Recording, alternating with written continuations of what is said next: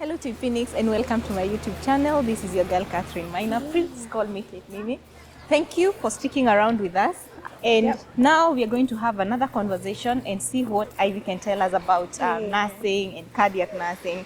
Before we do that, major shout out to Dave Kim 254 Studios, who have been very instrumental in making this dream a reality.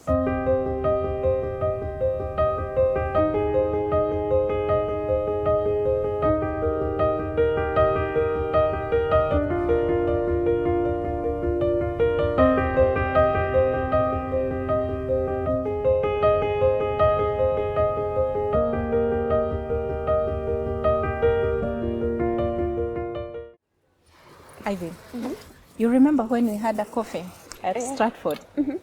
Yeah, Now, I do. when we went to that, was it a Mexican or was it a Spanish We joint? thought it was Mexican. And And then- then I think they told us it's something else because remember they were telling us about the Mexican frittata Fri- or something. No, don't know. there's something you told me that made me have alarm bells in my head. So, sorry, I know this is very personal, Oh, but I want you to tell me what happened to your uncle in a public hospital in Kenya. So my uncle was admitted and following a fall.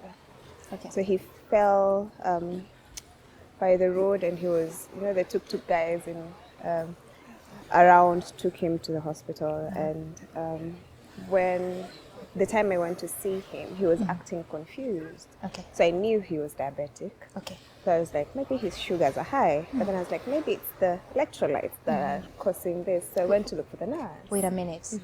Are you a student or are you a staff at this point? I was a qualified nurse, but Oh, not okay. in that hospital. Okay.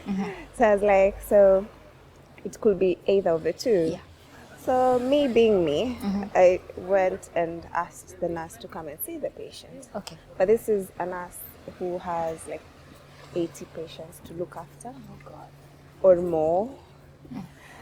So she was like, she doesn't have the machine, the blood glucose machine. I was like, okay, where can we get it? She's like, it's in the next ward, but I can't leave because I have these other patients to look after. I was like, okay, but my uncle is acting confused. Do you mind trying to help? I can take bloods if you want me to take bloods. I can take it to the lab if there's no machine. And now you're here as a relative. As a relative, yeah. I went as a relative, not as a nurse. Okay. And she was like, no, you can't because you don't work here and you're not. She didn't know I was a nurse anyway. Okay. So she was like, no, you can't. Then I was like, okay, he is. Do you have the UEC's results then, so that you can see the kidney function? Like. Then she was like, no, they're not here. And mark you, my uncle had been admitted like 3 days before that, and the results were not back. Oh, God. She's like, so apparently what happens is the junior doctors who go for the results. But if one nurse is having 80 patients, you can imagine how many patients the junior doctor has to follow up for. So I was like, okay, then I'll go to the lab and look for the results myself. So I went with my mom. And we looked for the results and found it was okay. Okay. So I was like, okay, so that's fine. Yeah, So the kidneys are fine. yeah, so I was like, then now let's deal with the sugar thing. Yeah. So when I came back, the nurse had gone to get the machine and she came back as well. That is the glucometer, the blood the sugar glucometer, machine. yeah. Uh-huh. So she came back with it and did a sugar. I could tell it was high because of how quickly she started running and moving around. So at that point, I was like, no, let me call someone I know and see if the doctor is on duty to come and review. So I called and the doctor wasn't on duty, but he sent an ICU doctor to come down and review him because he was he was deteriorating. Oh, okay. So we got to, so when I was making the call, my cousin came in and he was like, Ivy, he has collapsed. Oh. I was like, okay. This is a government hospital. When I walked in, I could see, I saw a crash cart trolley Okay. in the office. I will stop you right there. What is a crash trolley? So a crash trolley is an equipment. It's like a trolley. Okay, a trolley. With drawers. What is making it has crash? drawers. You know what I mean? So it has all the emergency medications and all the emergency supplies that you need to deal with patients who are deteriorating. Okay. So I went there, found him, he had collapsed, checked for a pulse, he didn't have one. So I started resuscitating on my own because I have my mom there, I have my cousin, and we couldn't find the nurse. So it was me, basically. So you're now resuscitating your uncle. Yeah, I had no choice. That's when, like, I just told myself, now he's not my uncle. Yeah. He's a patient. So I started resuscitating him, doing chest compressions. Then I told my mom, you remember that trolley we saw in the nurse's office? Please wheel it in. Oh God. Because I needed to know what they have and what I could use. And I was doing because there was no ambi bag. So the trolley came in. There's no BVM bag, what we normally call ambi bag. Yeah. And that is to help a patient breathe. Yeah. To give breath. To give breath to a patient. Okay. So I was like, you know what? I told my cousin, you know what? Because I can't do mouth to mouth to my uncle. Yeah. You will have to do the mouth to mouth. So I'll do the compression, you do the breath. That's how it was. And at some point he ended up, it was just gross. Like it was a gross thing to put yourself into, but I just didn't have any choice. So we didn't have a suction machine. The crashed trolley, I told my mom to open it, didn't have stuff.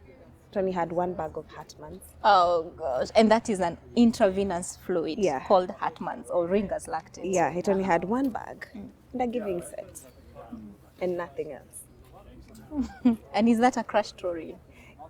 That is a resuscitation trolley, ideally. It should be. Okay. And the patients were now surrounding us. Because they were like, but you're the relative, where's the nurse? The nurse was nowhere to be found. She panicked, baby. I think she did. But that was very, very strange because she was nowhere. So I could tell how it might be too much for her as well, but then at least be there for moral support or something. So anyway, I ended up resuscitating him. We got a pulse. We didn't have a drip stand. It was that bad. We didn't have a drip stand. So on one end, my cousin is giving breath. On the other end, my mom is the drip stand. Oh dear.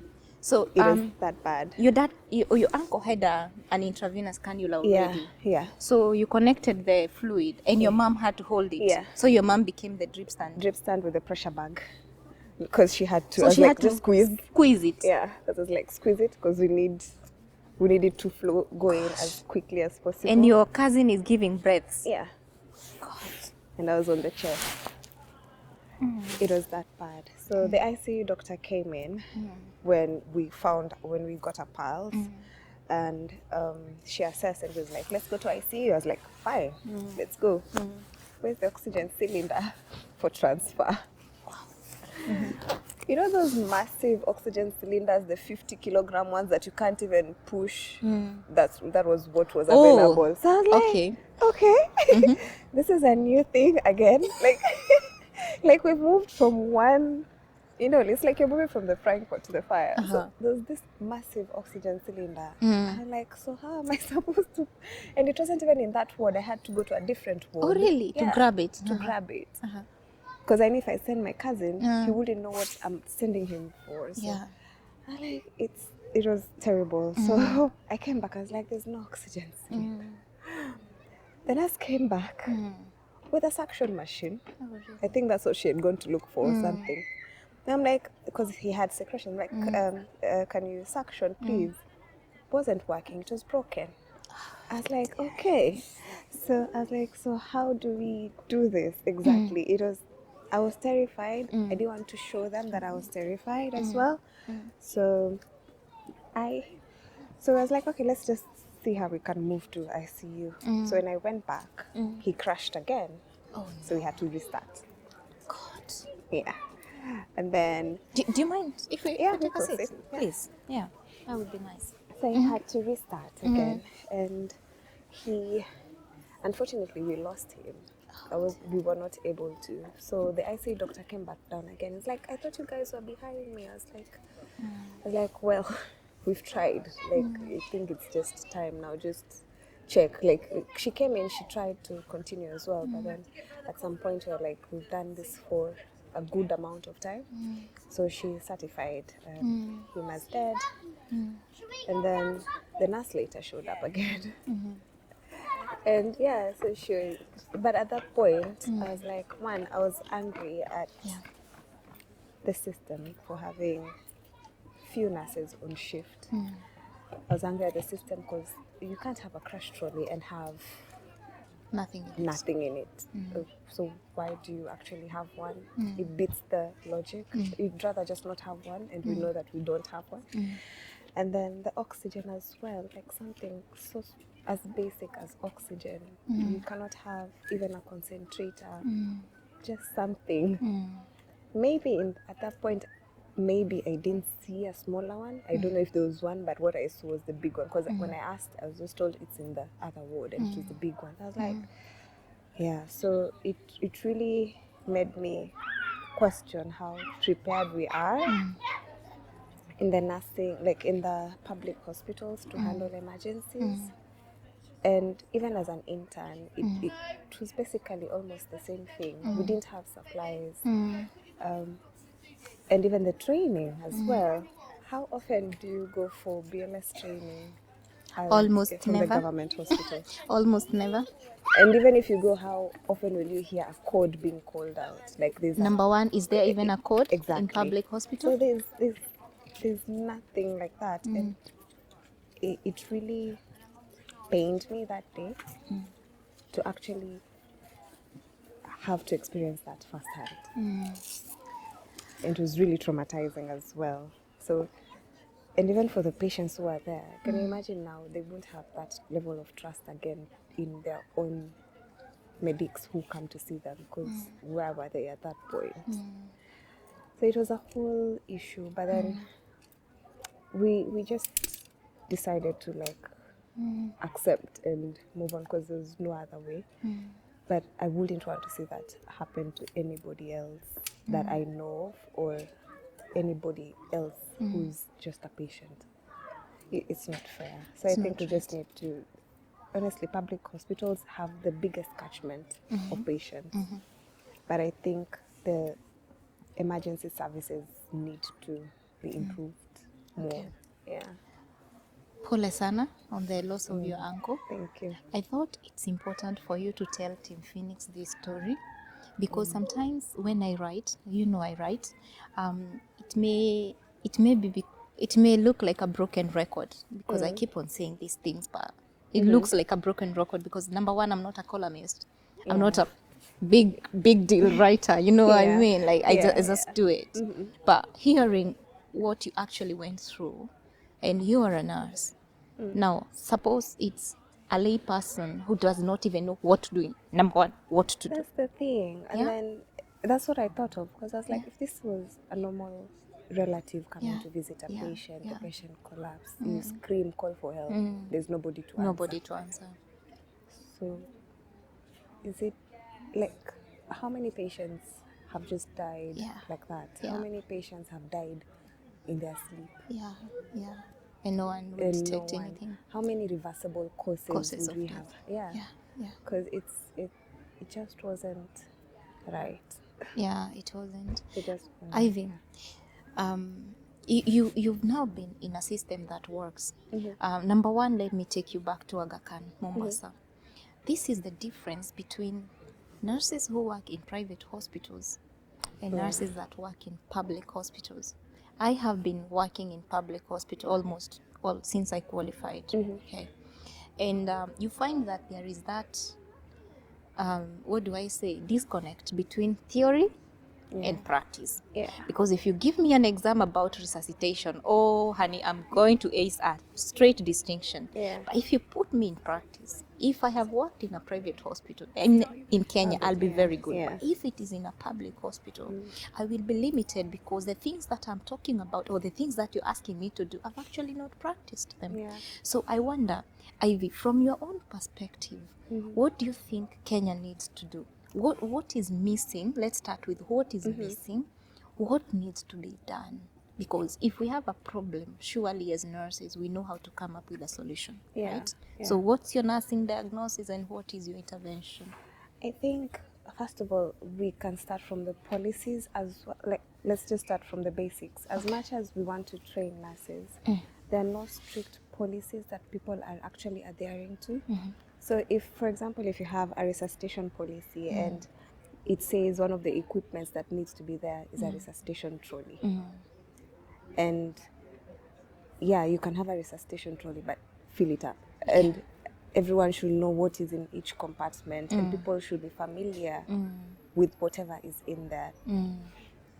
So if we start with the protocol, come up with a protocol, come up with train people on ILS, people who can be certified trainers to train Immediate life support.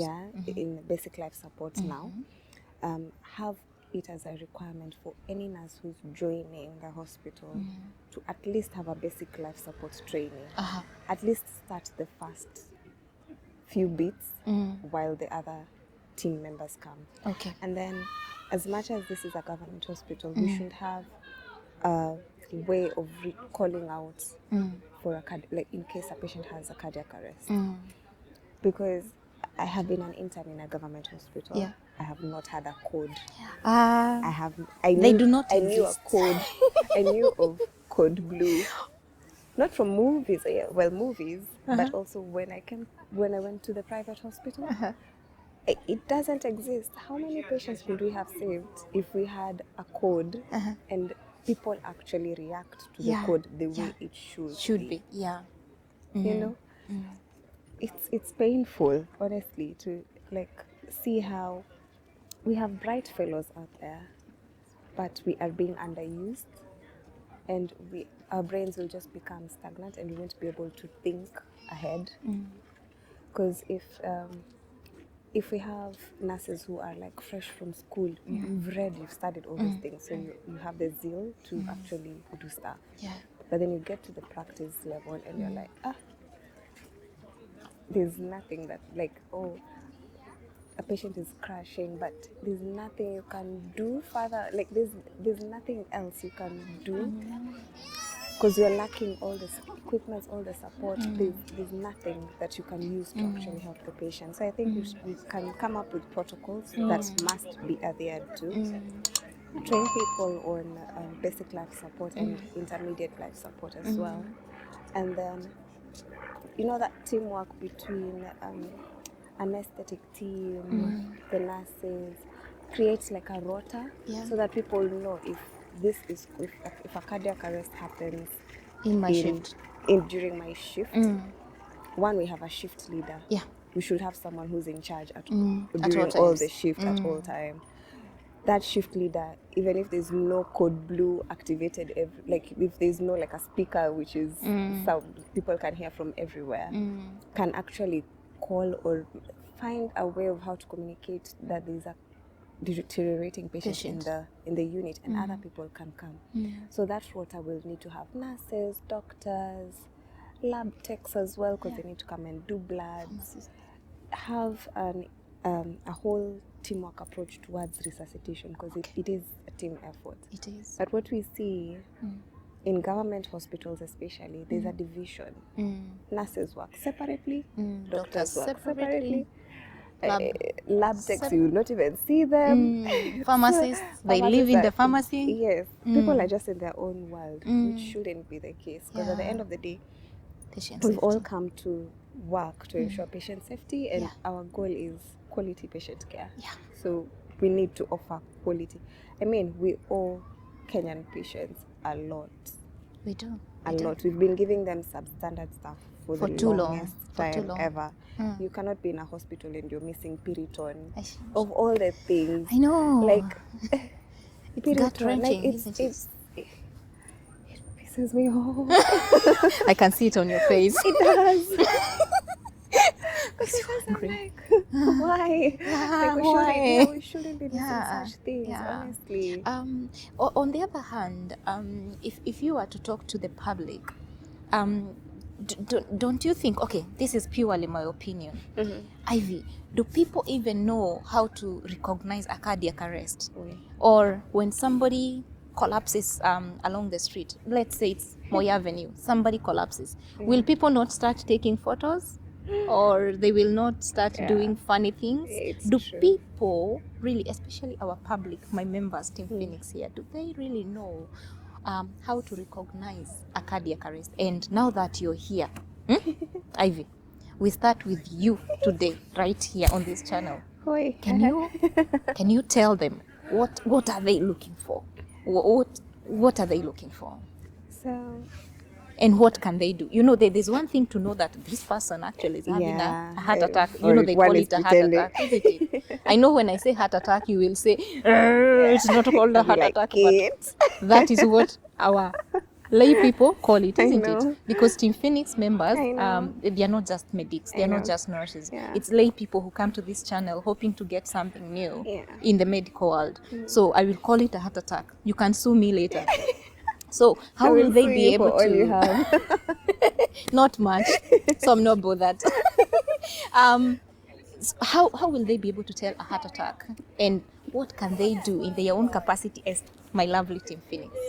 So I'll give you a story. You said how if somebody falls down and not many people respond anyway, especially in Nairobi. Who will stand?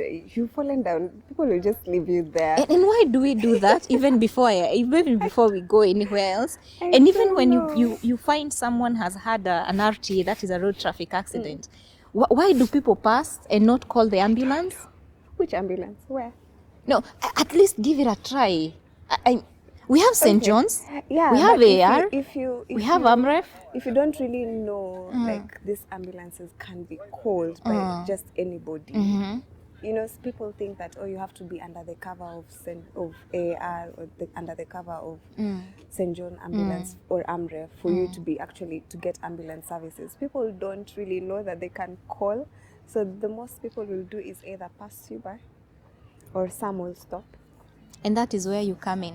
Are you telling me, or are you telling Team Phoenix today that if they were to find someone and they need emergency services, they can call St. John's ambulance, they can call AMREF, they can call anyone? They can. Well, ideally, emergency services should be offered for free in government hospitals, for free. And even private hospitals, nobody should chase an emergency patient. Okay. They're supposed to stabilize you first and then money later. Now ask for money. But you'll find like people shy away from actually activating that process because they're like, if I take this person to a hospital, first of all, they'll think either I'm the cause. They'll call the police for like statements and all that. They might think I'm the one who hit him on the road. I'm the one probably poison query. Like it will always come back to the Good Samaritan. So people shy away from all that instead of actually helping. Okay. And like here, where people actually stop and help. Yeah. That's one thing I found totally different.